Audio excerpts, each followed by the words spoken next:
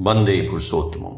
आलोचना प्रसंग भाग 3 से 16 जनवरी सन 1942 की श्री ठाकुर जी से वार्तालाप। प्रातः श्री ठाकुर निभृत निवास में बिछावन पर दक्षिण की ओर बैठे हैं। आंखों में चश्मा लगाए तल्लीन हो नादकारणी की इंडियन मेडिका पढ़ रहे हैं। बीमारी की दवा मिल जाने पर खूब आनंद से बोल उठे, तंबाकू भरो। कालिदासी माँ ने तंबाकू भर कर दिया। मालदह के एक गुरु भाई ने अपनी गुरुतर बीमारी के संबंध में श्री ठाकुर के पास पत्र लिखा है। उसकी बीमारी का हाल सुनते ही श्री ठाकुर किताबों के पन्नों को उलटने लगे। केष्टोदा भट्टाचार्य, वीरेंद्र भट्टाचार्य, हरिपद्दा साहा, प्यारीदा नंदी, कालिदास सेन आदि के साथ बीच बीच में बातें कर रहे हैं। श्री ठाकुर को उतना व्याकुल होते देखकर प्रफुल्ल ने पूछा, बीमारी सिमारी के संबंध में आपके यहाँ तो कितने पत्र आते हैं, पर सब क्षेत्रों में आपको उतना अस्त व्यस्त होते नहीं देखा है। खास क्षेत्रों में आप इतना व्याकुल क्यों हो पड़ते हैं? श्री ठाकुर ने थोड़ा मुस्कुराते हुए कहा, मैं सदा उद्वेग को लेकर ही हूँ। तुम लोग यदि स्वावलंबी हो जाते हो तो वही मेरा आनंद है। इसलिए बहुधा उब चुभ होते देखकर भी मैं उसके लिए कुछ नहीं कर पाता हूँ। यदि सहायता करता भी हूँ तो अप्रत्यक्ष रूप से, जिसे वह चेष्टा करना न छोड़ दे। मनुष्य में साधारणतः यह दोष देखा जाता है कि वह नाबालिग और पंगु होकर रहना पसंद करता है। मेरी थोड़ी सी मदद पाने पर ढिलाई देना आरंभ कर देता है। उस सहायता के बल पर खड़ा रहकर और भी कुछ परिश्रम कर सफलता प्राप्त करे, ऐसा नहीं कर पाता है। इसलिए मैं सबों पर नजर रखता हूँ, पर हाथ बढ़ाकर सबकी मदद नहीं करता। फिर भी जब देखता हूँ कोई लुढ़क कर गिर रहा है, उस समय मैं स्थिर नहीं रह पाता हूँ। मेरा क्या तरीका है, क्या यह तुम जानते हो? जैसे एक व्यक्ति को तैरना सिखा रहे हो। तैरने के समय यदि सदा तुम उसे पकड़े रहो तो वह तैरना नहीं सीखेगा, बीच बीच में छोड़ना पड़ेगा। उस अवस्था में वह 1-2 घूंट पानी पी सकता है, पर उसी तरह से वह तैरना सीख भी सकेगा। जब देखते हो कि छोड़ने पर वह डूब रहा है, तो उस समय उसे तुम्हें पकड़ने के सिवा दूसरा चारा ही क्या रहता है। अभी जो कह रहा हूँ यह एक बुद्धि वाली बात है। दरअसल मैं ऐसा कभी नहीं चाहता कि तुम लोगों में से किसी को थोड़ा भी कष्ट पहुँचे। इसलिए तुम लोगों की तकलीफ़ों को देखकर भीतर ही भीतर अधीर हो पड़ा हूँ। उसके कारण तुम्हें जितना स्ट्रगल संघर्ष करना चाहिए उतना मैं करने नहीं देता हूँ। पूछ सकते हो कि ऐसा मौका क्यों नहीं मैं देता हूँ, पर यहाँ पर ही मेरी स्नेह दुर्बलता है। मैं हरदम यही सोचता हूँ कि सारी विपत्तियाँ मुझ पर आए और तुम लोग सभी सुखी रहो। जीवन बड़ा प्रिय होता है और वह सबके लिए ही। यह जीवन दीर्घतर हो, निरापद हो और सबके लिए सुखकर हो, यही है मेरी सत्ता की क्षुधा। इसलिए क्षुधित की तरह मनुष्य के पीछे पीछे बेपरवाह होकर दौड़ता हूँ। मैं यह समझता हूँ कि कोई जब वेदना से व्यथित होगा तो उस वेदना को मुझे ही सहना पड़ेगा। इसलिए अपने स्वार्थ, अपनी गरज से जहाँ तक संभव होता है वहाँ तक करता हूँ। किसी के लिए जी जान से करने पर भी मैं यह कभी नहीं सोचता हूँ कि मैंने उसके लिए सब कुछ किया है।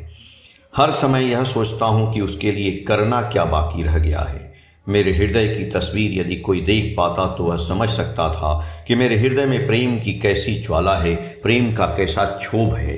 तुम लोगों को लाख भी प्रेम क्यों न करो, किंतु वह तुम लोगों की संपदा नहीं है। तुम लोगों की तरफ का प्रेम ही किंतु तुम लोगों का मूलधन है। थोड़ा करोगे तो स्वयं भी तर सकते हो और दूसरों को भी तार सकते हो।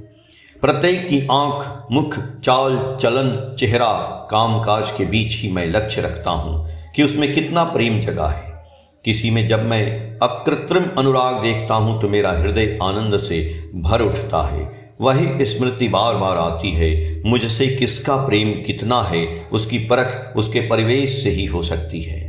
परिवेश के साथ इष्टानुक संगति नहीं है। परिवेश के लिए स्वतः दायित्वपूर्ण व्यथा सहित जो चिंता नहीं करता एवं वैसा कार्य भी नहीं करता है, पर मुझसे प्रेम करता है, ऐसा कभी नहीं हो सकता है। प्रेम ही मनुष्य के सामर्थ्य को बढ़ाता है। वह कितने तरीके से कितने लोगों की जो पूर्ति करता है, उसका कोई हिसाब किताब नहीं रहता है। पुरुषोत्तम ही मनुष्य के उपास्य होते हैं, अर्थात सर्वोत्तम पूर्ण स्वभाव संपन्न व्यक्ति ही पुरुषोत्तम होते हैं। जब मनुष्य पुरुषोत्तम का पुजारी होता है तभी से वह पूर्ण व्रती सेवाव्रती होता है, तभी वह पुरुष नाम के योग्य होता है। उसके पहले तक वह कापुरुष होता है। संसार में कापुरुषों का स्थान नहीं। ऐसा व्यक्ति दूसरों का बोझ बनकर रहता है पर वहन नहीं कर सकता है। और यह भी ठीक है कि यदि कोई अकपटी आर्त होता है तो वह मनुष्य के दिल में दया जगाता है, उसकी कर्म शक्ति को संचारित कर आत्मरक्षा का रास्ता बना सकता है। भगवान किसी को असहाय नहीं करते, हर अवस्था में मनुष्य के लिए एक न एक रास्ता बना रखते हैं। जो कपटी हैं, निष्ठाहीन हैं, दो मुहे हैं, उन्हें ही सबसे अधिक कठिनाई होती है। किसी के लिए कुछ करने में मेरा दिल संकुचित नहीं होता, किंतु जो जैसा इम्पल्स प्रेरणा देता है उसकी प्राप्ति भी वैसी होती है। अनेकों लिखते हैं, कहते हैं भाषा कितनी परिमार्जित और सधी होती है, किंतु वे मुख से जो बोलते हैं वह उनके चेहरे से नहीं झलकता। और कितने ऐसे होते हैं जो अच्छी तरह बोल भी नहीं पाते, फिर भी उनकी भाव भंगिमा में ऐसी भाषा निकलती है जो हृदय पर एक छाप छोड़ जाती है। एक भाई ने पूछा, ठाकुर, हम लोग आपत्ति विपत्ति में जब व्याकुल हो आपको पुकारते हैं तो क्या आप उस पुकार को सुनते हैं? श्री ठाकुर मधुर मुस्कान से बोले, तुम लोगों के हृदय के ठाकुर जब सुन पाते हैं तो मैं भी सुनता हूँ। हम में से किसी को छोड़कर नहीं है, वे सबके साथ हैं। कहने का सार यह है कि वे केवल वे ही हैं, बहु रूप में बहु भाव से। उनसे हम जितना ही विमुख रहते हैं उतना ही वे हमसे अव्यक्त रहते हैं। जान अनजान में ही हम उनके साथ घर गृहस्थी कर रहे हैं। उन्हीं को दी हुई चीज़ों को हम सब चाहते हैं, किंतु हम ऐसे अकृतज्ञ हैं कि उनको ठाकुर को नहीं चाहते। फिर भी वे हमसे विमुख नहीं हैं। प्रतीक्षा की घड़ी गिनते रहते हैं कि कब उन्हें हम पुकारेंगे। जिस दिन वास्तव में हम पुकारते हैं उस दिन वे सब कुछ लेकर शून्यता के आकाश में भी व्याप्त होकर हम लोगों के बीच आते हैं। हम लोगों के ठाकुर क्या हैं और क्या नहीं हैं, इतना कहते हुए गाने लगे, ओ तार गुणेर कथा कैबो कैमनेर सेज गुणातीत परम रत्न। बार बार आवेग से गीत की इस भक्ति को ही गाने लगे। गाते गाते उनकी आंखों के कोने में अश्रु डबडबा गए। इसके बाद कुछ देर तक चुपचाप बैठे रहे। थोड़ी देर के बाद गंभीर स्वर में बोले, मैं अपनी गहराई को नहीं पा सका। परम पिता ने क्या किया यह वे ही जाने। आलोचना प्रसंग भाग 3 के पेज संख्या 104 से 107 तक। जय गुरु।